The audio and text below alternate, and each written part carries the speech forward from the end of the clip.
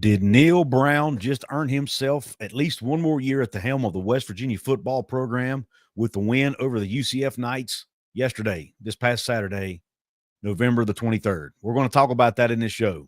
We're also going to recap the game, review the game between the Knights and the Mountaineers. We're going to talk about key player performances. We're going to talk about some stats, and I'm just going to give you my overall thoughts on the game in this episode, which is brought to you by BetUS Online Sportsbook and Casino and Cats, Cantor, Stone Street, and Buckner.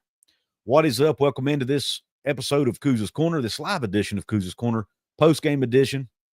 I appreciate for those of you who stopped in, whether you're watching on X, whether you're watching on YouTube, I appreciate it. If you are watching on X, I ask that once the show's over, please come over to my YouTube channel, check out my past content. Please subscribe if you haven't to my channel. Make sure you hit the notification bell to be notified of future uploads and future live streams I may do in the future. Now, I just said future twice, didn't I? Anyway, let's move on.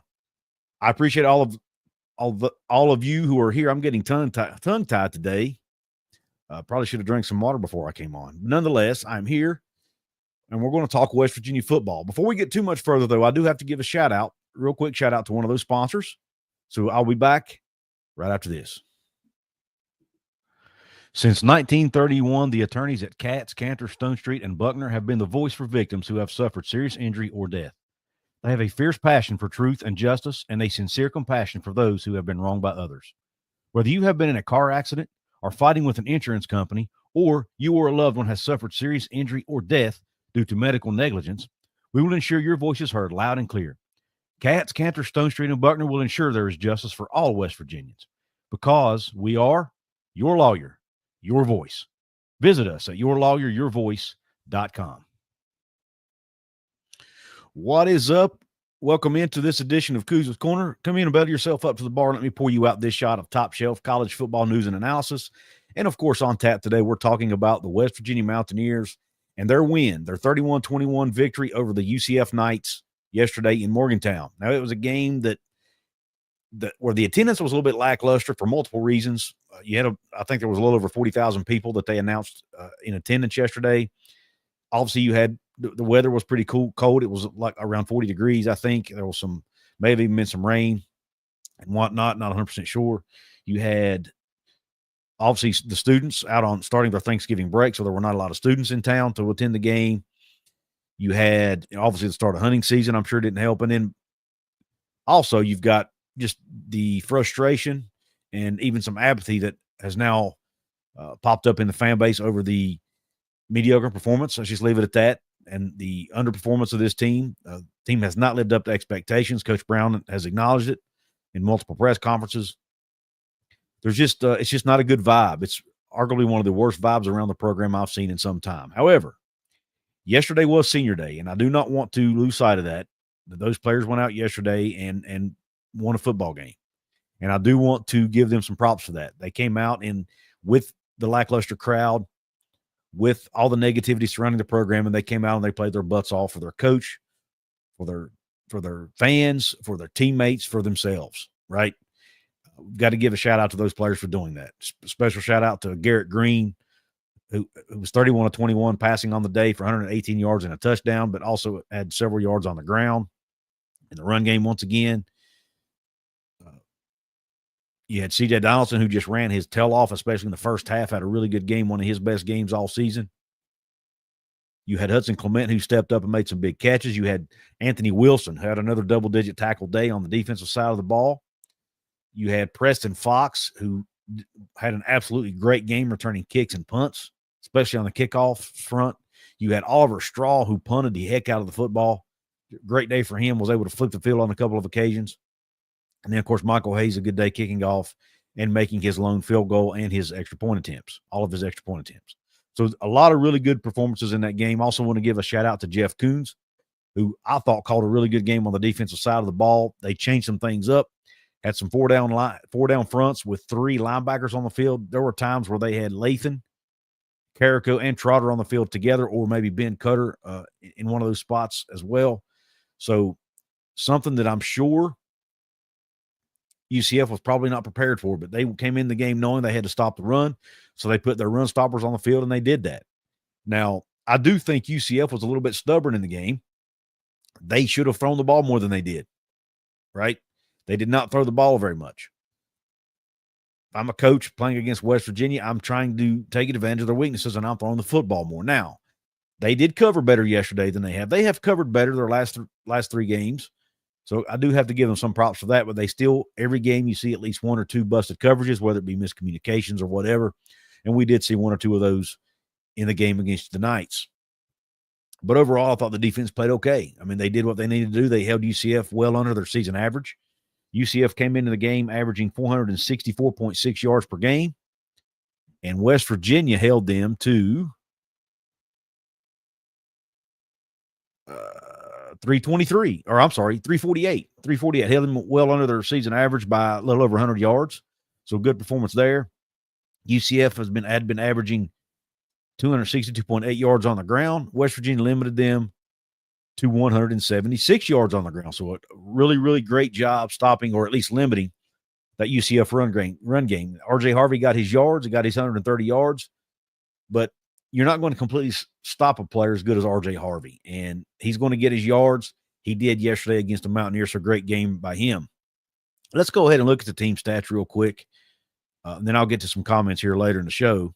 Let's go ahead and look. And then obviously in the second half of the show, we're going to talk about Neal Brown and how this affects him. But let's look at some comments here. Some team stats here on the screen. And I will scroll through these so that the banners and ads are not covering them all. But as you look here, you see team stats. West Virginia had 20 first downs compared to UCF's 21. Third down efficiency, UCF 3 of 9, West Virginia 8 of 18, and West Virginia was 4 of 4 on fourth down opportunities. West Virginia did a great job in this game getting UCF off the field in third downs on the defensive side of the ball, and then converting a lot of their end of down plays as well. So I got to give kudos to the Mountaineers for doing that. UCF outgained West Virginia slightly, 348 to 328 overall. UCF had 172 yards through the air. West Virginia had 118 through the air. Only 5.6 yards per pass for the Mountaineers. Green was throwing a lot of short stuff to Cole Taylor, some screens to Jaheim White, some screens to Rodney Gallagher. That kind of hurt his yards per completion. But Garrett was efficient, more efficient than he had been. 62% completion percentage. That's one of his better performances on the year. Neither team throw a pick. Rushing the ball, UCF ran for 176, West Virginia for 205. But they did have 17 more attempts, and they averaged 4 yards per rush compared to 5.2 for UCF. Big difference in this game, really. Well, obviously, the penalties were big, too. I don't want to leave that out. 8 penalties for UCF, only 2 for the Mountaineers. Mountaineers did force a UCF fumble and was able to recover that fumble. And then the time of possession was huge. West Virginia possessed the ball for 37 minutes and 50 seconds, and that was a huge difference in this game. Only 22 minutes and 10 seconds for UCF. So West Virginia was able to fulfill their game plan. They held on to the football, ran the ball with success, 8 clock, kept their defense off the field. They won the football game. And they only asked their defense to make a handful of stops in the game, and for the most part, they were able to do that. Yes, they gave up a few big plays. They gave up, obviously, 3 touchdowns. But the defense made stops when they needed to make stops. To me, the biggest stop of the game was when they made one on the opening possession. West Virginia, for the first time after getting the ball first 18 games in a row, UCF wins the toss and takes the ball, which throws West Virginia off their normal game plan of taking the ball first, right? Well, West Virginia's defense steps up and forces a 3-and-out, gets the ball into the West Virginia's offense's hands. They come down, they score. West Virginia defense gets another stop. They get 2 stops in a row to start the game. They come down, they take a 14-0 lead, never look back. They led the rest of the way. Yes, they allowed UCF to score and creep back in the game a couple of times, but it never felt like West Virginia was going to lose the football game. And Neal Brown even mentioned that in his post-game press conference. So, again, the Mountaineers, I really felt like did what they needed to do to win the game. I felt like they did what they wanted to do in the game, so therefore they won. And they just took advantage of some missed opportunities for UCF and played well on special teams, didn't commit penalties, didn't turn it over. They played a good, clean football game, which is what they need to do to win games. Now, when you look at the individual stats here for these teams, we'll start off with West Virginia. Actually, it shows them both here side by side. You see the Garrett Green was, like I said, 13 of 21, 118 yards and a touchdown. Dylan Risk of UCF was 11 of 21 for 172 and a touchdown. CJ Donaldson, really, really good game for him. 19 carries, 96 yards, 2 touchdowns, had that long 31-yarder. Jaheim White, 12 carries, 54 yards and a touchdown. Garrett Green carried it 18 times for 49 yards. That includes a couple sacks, though. And then Rodney Gallagher carried it twice for 6 yards. And then on the UCF side, R.J. Harvey really leading the way there with 16 carries for 130 yards. And then receiving, West Virginia Hudson Clement just made huge plays in that game when they needed big 3rd down and 4th down conversions. They went to Hudson and he made the play. He got open multiple times in that game. I've talked multiple times about how this receiving corps struggles to get open a lot. Hudson Clement did not struggle to get open yesterday. He got open and he made plays. He caught 5 balls, 81 yards, and he made some, like I said, some clutch catches. Rodney Gallagher caught 2 balls for 13 yards. That one really difficult touchdown in the end zone when he ran that sort of that back corner fade route there where Garrett kind of put it on his outside shoulder. Rodney was turned towards his inside shoulder and had to make an adjustment on the fly and kind of made a one-handed grab there in the end zone. So a beautiful catch. Nice throw by Garrett as well. Justin Robinson had a catch for 10, which was a huge play there that picked up a 1st down for the Mountaineers on the end of possession drive, or end of possession down. And Cole Taylor had 3 catches, but only 8 yards. Most of his were caught there at the line of scrimmage. And then Preston Fox had a catch for 5 yards as well. Kobe Hudson, leading receiver on the day for UCF as far as yardage goes. He caught 2 balls for 68 yards and had the 1 long touchdown. Randy Pittman caught 3 balls for 43. Dylan Risk had the fumble that was recovered by West Virginia's Dantes Fagan. Garrett Green did put the ball on the ground a couple times, but West Virginia was able to recover both of those. And then defensively, X-Ray Alexander, a great day for UCF with 17 tackles, and a tackle for loss. Ethan Barr had 12 tackles, one of those being solo, and then Nigelette Kelly had a sack, and Mac McWilliams had a sack too, and so did Malachi Lawrence for the Knights, who sacked Garrett Green 3 times. West Virginia's defense was only able to get 1 sack on the day, and it was by T.J. Jackson, who had 2 total tackles. But and just good performances again by Anthony Wilson, Trey Lathan, and Garnett Hollis, who had 7 tackles on the day too. So that's kind of the statistical breakdown there. I can't leave this out. I mentioned Preston Fox in the opening. Look at his numbers, his kick return numbers. He returned 2 kicks for 76 yards. So a great day for Preston Fox in the return game. And then look at Oliver Straw punting the football. 4 punts for 200 yards. Put 2 inside the 20 and had a couple of those were inside the 10. And it had a 57-yard punt.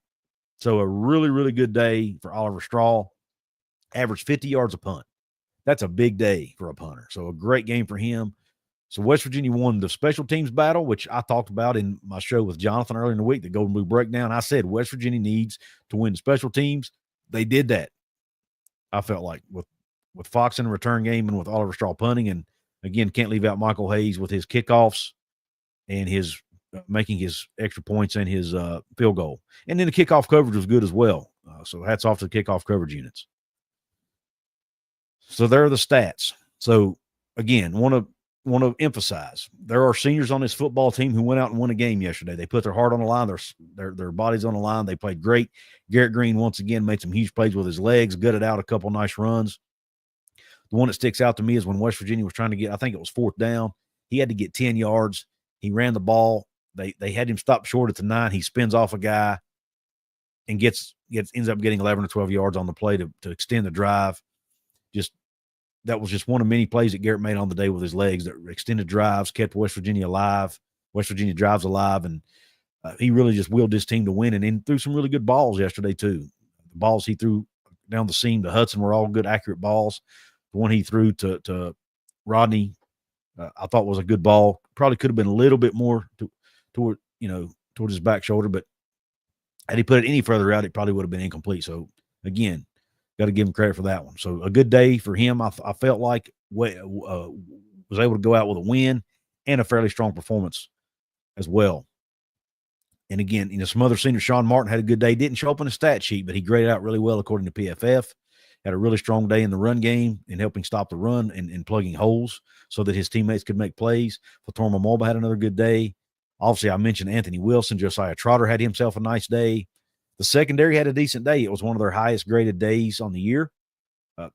Didn't set the world on fire by any means, but they had a decent day. And when you look at PFF grades, and I'm not going to go over all these, But the defense overall had one of their best days. Their third highest rated game of the year defensively did the Mountaineers with a total defensive grade of 71.5. Highest on the year was the Oklahoma State game when they graded out at 73.9. They graded out at 72.2 against Cincinnati a couple weeks ago, and then they graded out at 71.5 in this game against UCF. So a really, really good game for the defense. I felt like, again, held UCF under their season averages on rushing yards and total yards. So got to give my hats off to them. And the offense was efficient and did what it needed to do and took care of the football. All right. Segment 2 of the show, I am going to talk about Neal Brown and his future and what this game means. But before we do that, I want to address a few comments here. Again, if you want to lead the chat in the direction you want it to go, feel free to drop me a super chat. You do that by hitting the $ near the chat box. Ask a question, make a comment. I'll be sure to highlight it and read it on the screen. Also, I have I'm sure I have some VIP channel members in the house. What's up? Appalachia Africa Twin says, thanks for the show breakdown today, Brother Couz. Thank you for joining the show and appreciate you for being a VIP member. We've got Daniel Gigax in the house who says, I don't think it's the last time head coach MB sings at Mountaineer Field. I don't know, man. It'll be interesting. There are some speculation about whether, and I'm going to get into that second half of the show, so I'm not going to give away too much, but there was a video that was kind of floating around social media showing Neal and his family out on the field together, kind of embracing one another, soaking in country roads, and they didn't look super happy. That was kind of and I don't want to make too much of it, but it kind of brought the humanity into the situation. When we talk about firing a coach, it doesn't affect just him. It affects his entire family. It affects his young children. It affects his wife. It affects his staff and their families. People have to pack their bags and move. People have to change schools, get ripped away from friends that they've made, relationships they've built. So there is a human side to this thing that we don't need to forget. It also affects the players on the team. They obviously want to go out and play hard for this coaching staff because they continue to do it week in, week out, despite the results even not being there a lot of times. They're playing hard. They're putting in effort. And I want to make sure we don't lose sight of that. Through all the negativity, through all the coaching talk, we do not need to lose sight of the human side of this thing. And it's never personal. It's never personal. It's all, at the end of the day, it's all about winning football games and what's right for this program. So if Brown is 6-6, loses a bowl 6-7, I see it as a 50-50 on his return. WVU fan 13 in the house says, great win, as I have been saying for 3 to 4 weeks. WVU will go 6-6. Unfortunately, MB will return next season. I have accepted that 3 weeks ago. With that being said, can we all agree that, number one, NB needs to hire an offensive coordinator and give up play calling responsibilities? 2, O-line will be mid-level next season, depending on who hits the portal. 3, D-line is a rebuild. Secondary has been a rebuild since the Penn State game. 4, we need to keep CJ and White at all costs. 5, defensive staff restructured from ground up. I don't know that I agree with all of those points, WVU fan 13. Some of them I do. Let me go back to the beginning. It's going to be hard to hire any coordinator right now. If Neal stays, it's going to be hard to find any coordinator that wants to come and work for him with his future in jeopardy right now. Knowing the negativity that's around this program, I mean, they went through it before last season when they went out when Graham Harrell was let go and they were looking for an offensive coordinator. Even though Neal was planning to call the plays, there were multiple interviews done, or at least conversations had with potential offensive coordinators, and multiple times it didn't work out. Some of those guys turned the job down. Now, maybe it was because they weren't going to get to call the plays, or maybe it was because they didn't want to come into a situation where Neal would potentially be on the hot seat and they may only be there a year. That makes things tough. I actually thought, I haven't been super happy with the play calling in a lot of games, but I actually thought the play calling was pretty good in yesterday's game for the most part. They threw some different wrinkles in there that they hadn't been showing a lot. They ran Jaheim more to the outside, which I liked. They started the game out running CJ up the middle more, which I liked. The O-line be mid-level. That's up for debate, but it's very possible we are losing at least 4 starters, maybe 5 up there. Whether Neal leaves or not, we have 4 that are graduating. We have Tomas Rimac, who is eligible to enter the draft if he chooses to. And we could lose them all, so who knows? And now, in the backups have not gotten as much playing time as the guys that are starting now had when they were backups. So, it will be somewhat of a new O-line from that regard. The D-line being a rebuild, not really. Yes, we're losing the 3 starters, but the guys that are going to be starting next year will more than likely, you look at people like Sonny Redwood. He's played a lot of snaps. Hammond Russell played a lot of snaps. Who's the third one? I'm drawing Edward Vesterinen will be back potentially next year. Let's not forget that. He's taking a medical red shirt, so he could be back. All 3 of those guys have played a lot of snaps. Then you've got some guys who have been injured all year that will be back who were expected to contribute this year. So they will have some experienced guys returning but you are correct, they will be replacing their 3 starters on that defensive front. We do need to keep CJ and Jaheim. I don't argue that point at all. And the defensive staffs need restructured. I will say this. I think TJ Jackson has done a great job, or Andrew Jackson, I'm sorry. Andrew Jackson has done a great job with that defensive front. You cannot tell me that defensive front has not developed under him. They've gotten better. They've performed pretty well. So I do like that. And I'll be honest, so far, 2 of the 3 games that Jeff Couz has been the defensive coordinator, I thought he's called a pretty darn good game. Now, we'll see what he can do against Texas Tech this coming Saturday, who loves to pass the football. But I do think he's done a good job with the linebackers, though. And he's done a great job with special teams coordinator. Now, Showdown Brown and the secondary, definitely a fair argument to make that they have not lived up to expectations. And then they just brought in Vic Cabral in the offseason who coached the outside linebackers. And again, I don't think we have a large enough sample size on him to form an opinion. We have a super chat actually gifted 1 membership. Jake T has gifted a membership. Who received it? Who received the membership? Luke Bart says the play calling was indeed better. Thank you, Luke. I thought so, but again, I'm just one person's opinion. I would love to see who got the gifted membership, Jake. Or no, you were gifted 1 membership, maybe. Okay, Jake was gifted a membership. Thank you for gifting the membership, whoever it was. Thank you very much. Jake, I hope you enjoy the early access to videos. And, I may even do some members-only content here very in the near future. And also, you obviously get first dibs on comments and chats because I have a lot of people in here now in some of these chats, and there's no way for me to answer everybody's comments. So I have to. But if you are a channel member and you have that badge beside your name, I'll be sure to read your comment. Jake T says, Caleb Davis was gifted. I was Tax Sprint before changing my name. Okay. Thank you. Thank you, Tax Sprint. Jake T, thank you for gifting the membership to Caleb Davis. Awesome. Awesome stuff. All right. Appalachia Africa Twin. Yeah, for some reason it doesn't show up on my end who got the gift. Not sure why. Anyway, before I get to the next segment of the show, I do want to remind you guys that if you are looking for a brand new sports book, look no further than our friends over at BetUS Online Sportsbook. Right now, on your first deposit, you get a 150% sign-up bonus with promo code YouTube150. Again, it's promo code YouTube150 at checkout for a 150% sign-up bonus. You also get a 125% bonus on your next 2 deposits, up to a total of $2,000. Like, for example, if you want to place a bet on who wins the college football playoff national title, right now there's only the Big 12 team with the best odds right now is Arizona State, and it's plus 9,000.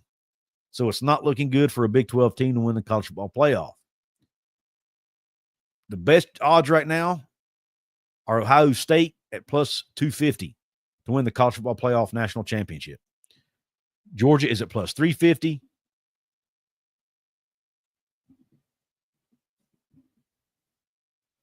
Texas is at plus 450, and Oregon is at plus 400. Those are your best odds. And again, the best odds in the Big 12 are Arizona State at plus 9,000. So if you want to place a bet on any of those or just want to place a bet on a game coming up this weekend, be sure to look no further than BetUS. All right, let's get back to the show, and let's get to the second segment. And I know this is probably what most of you are wanting to talk about, and that is Neal Brown's job. Did Neal Brown save his job? I don't think he necessarily did. Based on what I'm hearing behind the scenes and what we've even heard from people like Mike Couz on his show, on their post-game pod, it is the goalpost seems to have moved a little bit here.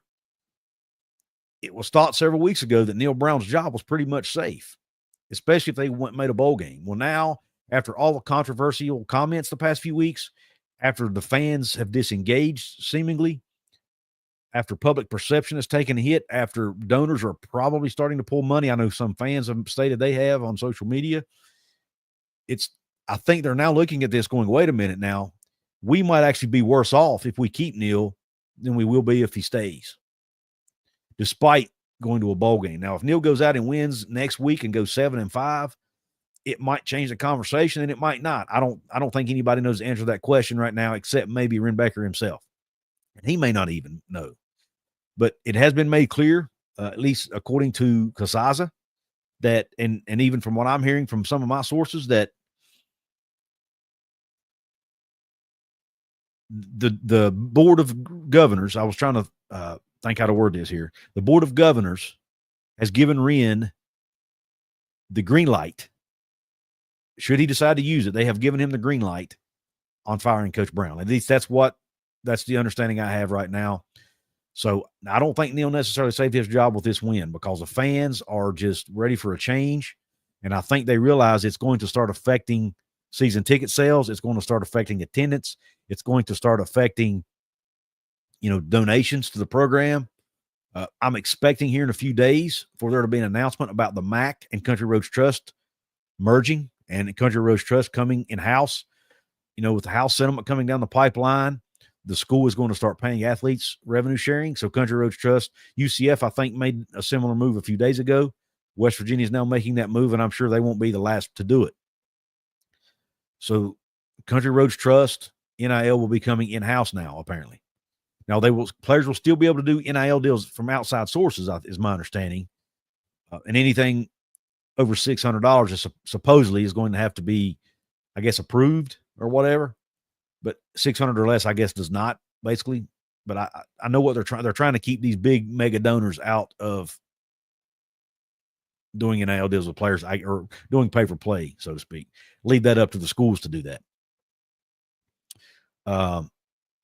Curtis says Renbaker is about to have a fast turn on him if he doesn't. Hey, that's possible, Curtis, and I'm sure Wren's feeling that right now. Wren is not an idiot. He's a very intelligent guy, and I think a good AD personally. At least so far he has been. And I'm sure he is feeling the heat right now. And so if he has the green light to make a move, it wouldn't surprise me to see him make a move. Wren may even already know what he plans to do. I'm sure he won't announce anything until the season's over. And even making a bowl game, I don't think he'll wait to the bowl game to make a move. He'll have to make a move after the final game of the season, which is next weekend, if they decide to do so. Or he may come out and make an announcement, hey, we're sticking with Neal. We like the direction the program is going, which I personally don't see how in the world you can look at the program and say that. But I'm not Renbaker either, and I don't have I don't have the knowledge he has and the insight he has on what's going on inside the program. So WV Fan 13 makes a great point. He says it would be very hard to fire Neal Brown after going to back-to-back bowls. I don't necessarily agree with that, because if you go 6-6, you go to a bowl game that most fans don't really care about too much, and you play an opponent that most fans probably don't care about too much, it doesn't excite us. Now, if they go 7-5, go 6-3 in league play, Coach Brown made a good point in his post-game press conference. It'll be the first time since West Virginia joined the Big 12 that they won 6 games in back-to-back seasons. That's something, right? It is something. It ain't what we wanted. It's not an AP top 25 ranking. It's not competing for a conference championship. It's not a win over a high-level team, but it is something. Will it be enough to keep his job? Probably not, or at least in my mind, probably not. But again, I'm not Renbaker, and I'm not privy to what's going on inside those walls. We got another super chat here from Appalachia Africa Twin. Thank you, sir, for your super chat. He says if NB goes 7-5 and wins bowl game, he stays. Anything less than that, and NB is gone 100%. See, that's the thing. I think they have to make a decision before the bowl game. You have National Signing Day coming up in December, just a week or two after the season's over. I'm not sure how in the world you keep Neal on through signing day go to a bowl game, and then fire him. I mean, you could technically do that, I guess, but you don't really gain anything, in my opinion, by doing that. Because the way Neal's contract is constructed now, there's no savings in waiting till January 1st to make a move. The previous contract there was. It would have went from 100% guaranteed contract to 85% on January 1st, 2025. That language is no longer in his contract. He gets paid 75% of what's left on his deal, whether he's fired today or whether he's fired next week. It's 75% of what's owed, period. There's no date that triggers any changes. So I don't think there's a lot to benefit by waiting till January 1st. Now, you could say, hey, you don't want these players that you're getting around to have to sign for a new coach. But in my opinion, you don't want to sign players and then change their coach on them like that. Now, that happened under Dana, and I think that might have been part of the issue. They waited, that deal with Dana didn't happen until like January 1st. Whether it was Dana's fault, school's fault, who knows? I think it was a mutual thing. But I think waiting until January 1st is a mistake. You might get behind some of the other schools in your coaching search. And B, like I said, you're putting players you just signed into a situation where they may have just signed to play for a certain staff, and then you change this, pull the rug out from underneath them. I don't think that's a good move, personally. Tom Dean with the super chat says, when it comes to firing any coach, the question is always, who do you have lined up to replace him? And Tom, I think that's a great point. I think it's a great point. There are a lot of rumors out there. We've heard Jimbo Fisher's name thrown out. We've heard Nick Saban's name, but we know that's not happening. We're now starting to hear Dan Mullen's name thrown out a little bit in rumor circles. I think we all know the names, right, that are out there. Most fans want Wren to take a huge swing at somebody big. At the end of the day, I'm not sure they can afford somebody big, especially if they have to turn around and pay Neal $8 or $9 million and his staff $8 or $9 million to walk away. How can you turn around and pay a coach $7-8 million a year? I don't think that makes any sense. So you're going to have to go with somebody that you can afford, that you can probably pay $3 to $4 million a year to, which I've heard Jimbo's willing to do that. Now, whether that's true or not, we'll see. But the other option is go find a coordinator that you want to promote, or you find a really good G5 coach that's ready for the P4 level, which is what they tried to do with Neal. WVU World. But Tom, to answer your question or to address your comment, I'm sure Wren has an idea, and there have probably been some behind-the-scenes conversations happening between third parties, and I'm sure that's going to impact things. WVU World, thank you for the donation. He says, WVU and most fans fall for beating sub-500 teams late in the season to keep his job every year. Getting tired of WVU purgatory. Wren needs to search now. I fall in agreement with you, but there are some fans out there who do not. Jimmy Touchdown with the super chat. He says, Rich Rod or bust. Simple as that. Fire Neal Brown. Jimmy Touchdown. Rich Rod's another name we keep hearing pop up. And I would love to do a poll in here. For some reason, I have not figured out how to do a poll during live streams yet. If somebody knows how to do that, be sure to tell me. But I do not know how to do it. But I would love to do a poll to see who here would be okay with Rich Rod returning to West Virginia. I would love to know the answer to that question. But I do not think this win saves Neal's job. I think a win next week would come closer to doing that, but I still don't know that it's set in stone.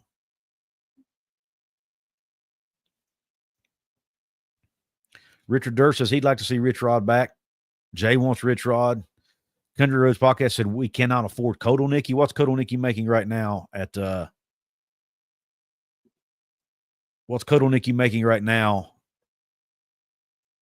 as Penn State's OC? Yeah, I think where I do this on StreamYard, H bar Farkle, that impacts me being able to do that because StreamYard doesn't show it like it would be showing if I was doing it just straight to YouTube. I think that makes a difference, but I could be wrong. H bar Farkle, thank you for the super chat. He says, I think we all know that there is no saving Brown at this point. The sooner we make the change, the better.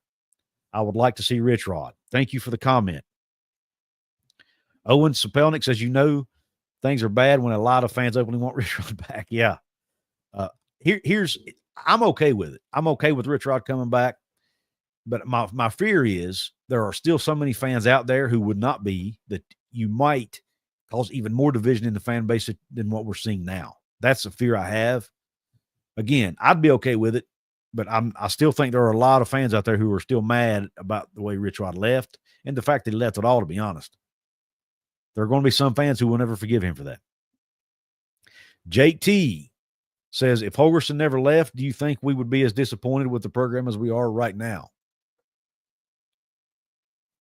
The answer to that question, Jake, to me is no. I do not. Neal was winning 7-8 games a year. I think in the transfer portal, I don't know, though. Dana was not great at – this is totally hearsay. I don't know this for a fact. But I don't know how great Dana was at building relationships with donors. So would he have been able to raise enough money in the NIL era? Now, he was great at bringing in transfers. I mean, Will Greer was a transfer. David Seals was a transfer. Skylar Howard was a JUCO transfer. Kevin White was a JUCO transfer. I mean, there were a lot of guys he brought in that were transfers that had success at West Virginia. So he would have been good in the portal era, but I'm not sure about the NIL piece. I'm not sure. But I think he had shown that he was better at coaching in the Big 12 than what Neal has shown. At least it would have been pretty close, though, Jake. I don't think he would have been head and shoulders above what Neal's doing, but I think he could have won. I think he would have won some more big games and probably would have been ranked in the AP top 25 at least one time. Just my opinion. The Cold Country Podcast says Andy Kotelnicki has a 4-year contract worth $7.1 million. That's pretty big. But he would make more than that as a head coach. That is, I don't know. Yeah, that's $1.775 million a year. Head coach at West Virginia, he would make probably $3 to $4 million a year. And it would be a head coaching opportunity. So, and I think most coaches strive for that in the profession. Heike Johnson says, having played for Rich Rodriguez, I would love to see him bring back the hard edge football we played from 03 to 08. Thank you, Heike, for chiming in, man. I appreciate it. It's great to hear from former players and get their take on this. And we always hear, it does seem at times like the team doesn't have the hard edge that they had back in Rich Rod's days. But I don't want to feel like I'm throwing shade at the players, because I do think they're playing extremely hard. And the game's changed a lot since Rich Rod was the coach too. You can't get away with as much now, as far as, you can't hit people in the knees. You can't hit people in the head. There's just so many things that have changed about the rules. It's going to look a little different, but I do feel like at times the hard edge is missing from this program. And again, it's no shade at the players. I just think it's a culture thing. Uber Beat says Colorado's OC. That's interesting. Timothy Green says, I would love to have Rich Rodriguez back. Everybody needs to grow up and move on. This guy's very smart, and he knows how to run an offense, and he knows how to coach. My biggest concern with Rich Rod, there's two things. One is age. He's about 60-ish, early 60s. How long would he be able to do it? And two, Rich Rod has not coached at the Power 4 level during the NIL era. He's at Jacksonville State right now and doing really well. But that's in Conference USA. NIL is not as important there. It's not as big a deal there as it is at a place like West Virginia. How would he be able to navigate that? How would he do with the portal, right? All of that is stuff he hasn't really had to deal with at that level. That is a huge question mark to me. And I don't really have a set person on who I would rather see come back. I just think there needs to be change. But those are some fair questions to ask about people like Rich Rod and even Jimbo. Jimbo has coached an NIL era, but once NIL came to Texas A&M is kind of when Jimbo started, his career started tailing off a bit. So there are some fair concerns about him as well. Another super chat from Appalachia Africa Twin. He says, I'm for anyone who gets the job done and returns WVU football to the national stage. I don't care if it's Rich Rod or Satan. Just win, baby. I don't know about Satan, but I understand your point. Thank you for the super chat, man. And that's where I'm at pretty much, man. If it's Jimbo, if it's Rich Rod, if it's Andy Kotelnicki, if it's whoever, man. I just want to win football games. I do want somebody that does things the right way. And again, Neal has checked every single box. He's done things the right way. He seems to be a great person. He's a family man. He runs a clean program. He doesn't put up with, what he calls energy suckers in the locker room. All of that is great. But at the end of the day, he's not getting the results that West Virginia fans are accustomed to getting. And it's in this new era of the Big 12, West Virginia should be at or near the top of the league almost every year, in my opinion. There's no reason they can't be. And at least, and I know people are going to say, yes, Couz, but they don't have the money that some of these schools make. No, they don't. But they have as much money as Kansas State and Iowa State, at least Iowa State anyway. And Iowa State has a really good shot of playing in the Big 12 championship game in a couple weeks. So if you get the right coach, you can win football games at West Virginia, in my opinion. And plus, I think if you get the right coach, the money will come. You'll get the fan base excited. You'll get donors excited. They will probably donate more money to the program. They're in a stalemate right now and don't want to give to a program that they feel like is not heading in the right direction. It's all about return on investment. They want to return on that investment, and that return is enjoying watching your team win on Saturday. And right now, that's not happening, at least not enough. Jimmy Touchdown with the comment. He says, I'm dropping another super chat. Thank you, Jimmy. He says, I'm dropping $500,000 to the MAC if Rich Rod is hired. Wow. That's huge, man. That would be huge. I don't know if Ren Baker's watching this, and I tell you somebody else that would probably be happy is Mega Donor Ken Kendrick. He and Rich Rod are pretty close. And I would imagine he would be real happy with that decision and would probably fork over quite a bit of money. Daniel says, Rich Rod is 61. Thank you, Daniel Gigax, for answering that question for me. I appreciate that. Browns and Beers is in the house. Another VIP member. He says, Neal's a great coach Sunday to Friday. That's a great way to put it, man. Great way to put it. Thank you for your VIP membership. Brandon Bailey in the house.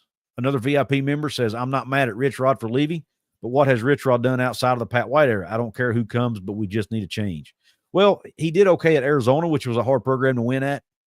I think he could have done well at Michigan had they given him more time. Michigan donors did not want him to be the coach from the get-go, and everybody wasn't pulling the rope in the same direction. He was set up for failure at Michigan from day one. 2, he brought Jacksonville State into the Conference USA last year, their very first year in the FBS, and they went to a bowl game, I believe, if I'm not mistaken. This year, they are competing for a Conference USA championship in year 2 as an FBS program. So he has done that. But that is a fair question, Brandon. Those were definitely the glory days of his coaching career.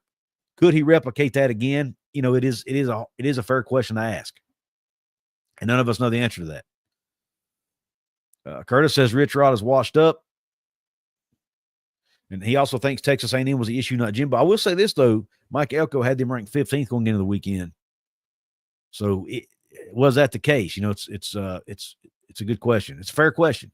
A lot of people don't like the idea of Jimbo. Some people love it. Jared says, Couz, you just said MB should be finishing near the top of the league. He was 3rd last year and has a chance at 2nd or 3rd this year.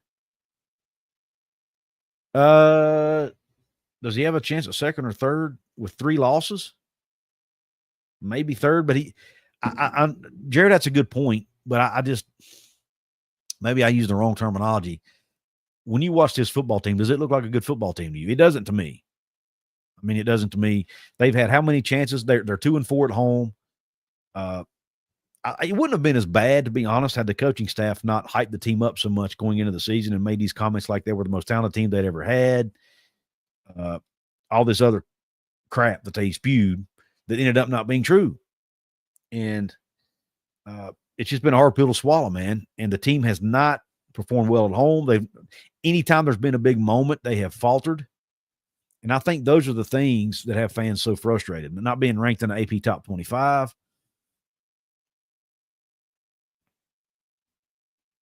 But and to your comment as well, they need a ton of help to get to that point, to get to 2nd or 3rd in the conference. They have to have a whole lot of chaos happen above them. Where I want to see them do it just by winning games. Go win games. And you don't have to worry about 15 teams losing just for you to be in the conversation for third place. I mean, I just don't think that's a healthy place to be. Not every single year.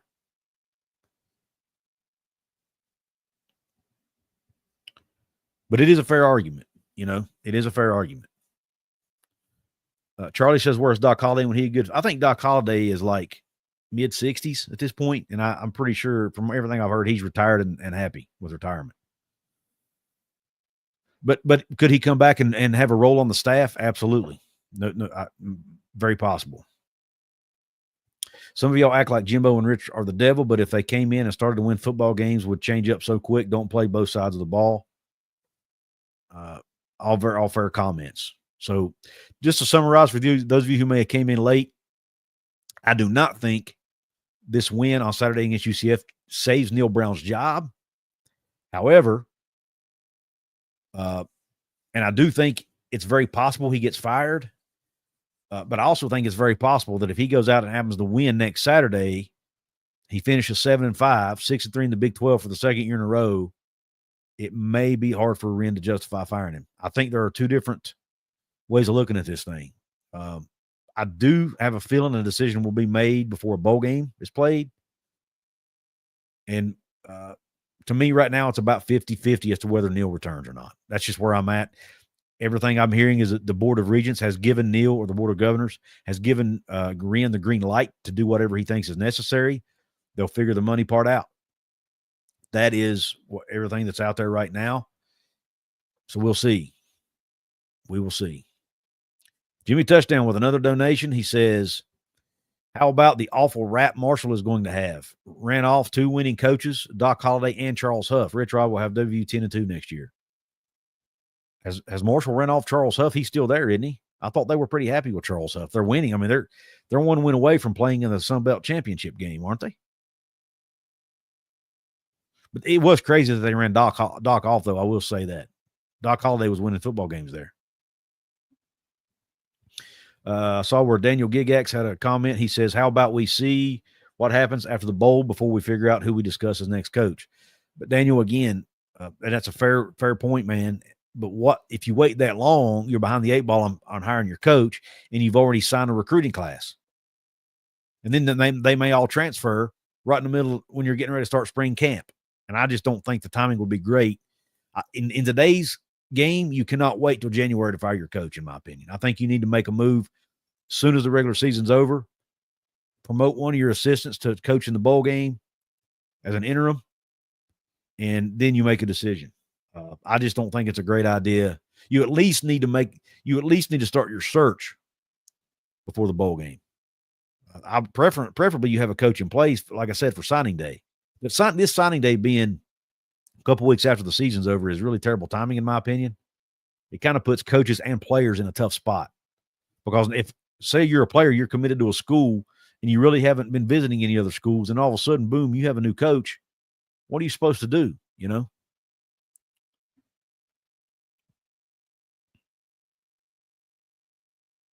But it is a fair argument to make. Daniel says firing of a coach is never good with the transfer portal. And that's a fair point, too, because when a coach gets fired, players automatically get 30 days to go to the portal, regardless of timing. So that is a fair argument. That is a very fair argument. But as far away as it can be from the start of the next season, the better, because it gives the new coach a longer runway to get their roster filled up before they start spring camp or spring practice or the season in some cases in other sports. That's what happened with West Virginia with the whole Bob Huggins thing. They were only a month or 2 away from starting practice and had a roster basically full. Boom, it happens, then everything goes to hell in a handbasket, and then guys start leaving, and it just created. And most of the players had already been taken from the portal, and you didn't have, and there were fewer options to bring in. It was a mess, and that could happen in football too, because you're going to lose guys to the portal one way or the other. And a good point somebody made under one of my previous videos, something that's going to make this even crazier is with this house settlement, they now have to go from 125-player roster to 105-player roster before next season. So they have to cut basically 20 players. there are going to be at least 20 players transfer from the team regardless. A lot of those will be walk-ons.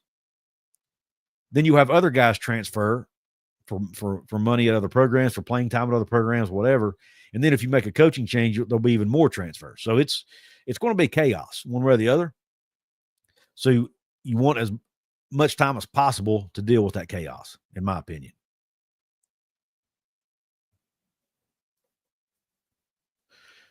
So what if the 5 things we need to go right, we have the Big 12 title game? Then he probably doesn't get fired. Let's just be honest. How do you fire a coach that's playing in the Big 12 title game?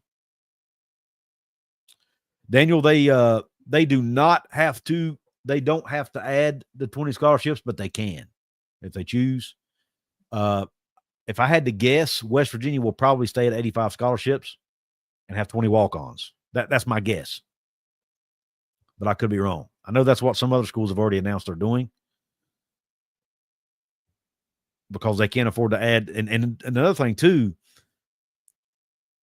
if they add scholarships, $2.5 million of the scholarship money they add goes against the house money.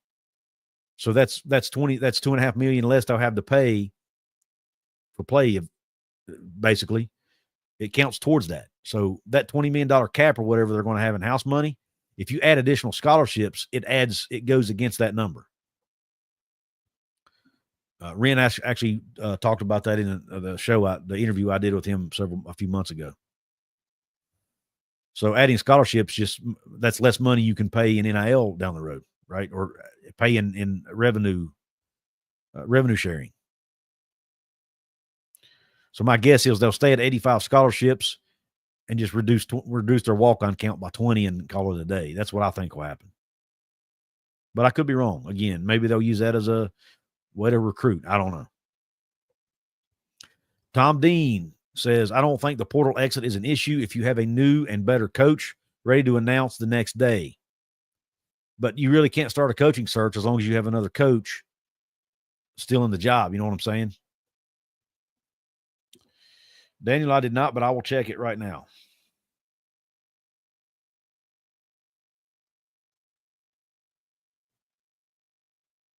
Oh, I did. Yes. Okay. Thank you, Daniel. It's a great point about attendance. Attendance at West Virginia has been declining a little over time anyway, so it's not all just on Neal Brown losing games. There's other things that go into it. I think a lot of it has to do with the high prices now. I think that plays a role. I think it has to do, people are having to make decisions on where does their money go, and they might not have as much disposable income, so they may not go to games as often. And also, let's be honest, the TV watching experience has made it a lot easier to just sit at home and watch the game and enjoy it, right? Especially if you live 3.5 hours away like me, sometimes you don't want to make that 3.5 hour drive. So I think cost is an issue. And, I don't know what the other issues are, but I do think cost is a big part of it. We had about a little over 40,000, Jay, is my understanding. 40,000 and a half or something like that. 40.2 something. Yeah, a lot of people can't afford to go. I mean, and the prices continue to go up every single year. Prices for food and drinks go up every year. Parking is expensive if you want to park in a lot that's somewhat close that you can tailgate in. Things like that. So Daniel, it was a great point. It probably is not fair to blame the attendance solely on Neal Brown. I do think it plays a role in it. Don't get me wrong. One of the worst seasons we've had was in the 2022 season, which, as we know, was a losing season where they went 5-7. And that's another great point. Jimmy Touchdown with another super chat. West Virginia has no true rivals in the Big 12. That's another great point.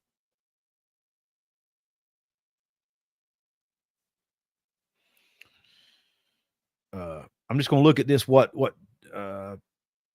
Daniel sent me here. Let me see if I can find West Virginia on the list, and I'll pull up their number. Their breakdown. Well, shoot. That ain't what I wanted. All right, 2023, they averaged 51,156. 22, 47.6. Their 5-year average is 53.8. So it has declined. So 2022 has really been the one year that's been rough. This year it actually increased, but you got to realize we're coming off a 9-win season. We had Penn State coming into town, and I'm sure that also played a role in us having such a higher than expected, or maybe higher than last year, attendance numbers. Daniel, but I think the fear is how it will impact it next year and years going forward. And I don't know that attendance is as big a deal as maybe just loss of interest overall. Less fans tuning in to watch the games on television hurts. Less fans buying merch hurts. It's everything rolled into one. It's just a bad look. In today's world of conference realignment, it matters how valuable your brand is. And the West Virginia brand is taking a hit right now because they're not getting as many games. When they do get games on national television, they're not performing well. They're not getting ranked. They're just not the brand they used to be from a national perspective. And I think that, and let's look at the big thing here. Let's talk about enrollment at the university. West Virginia University enrollment is declining, and college enrollment is getting ready to drop nationwide anyway, overall. And for West Virginia to try to keep up and not be one of those schools to try to either limit the enrollment decline or prevent it, you need to be known nationally. And how do you do that? You be good at football. The numbers prove it out. When a team is good at football and they win a lot of games and they get a lot of recognition for winning games, their enrollment goes up. It's been proven time and time again at almost every major university across the country. How good you are at football impacts your enrollment. And West Virginia needs students desperately. It's the worst possible time for them to be bad at football. Period.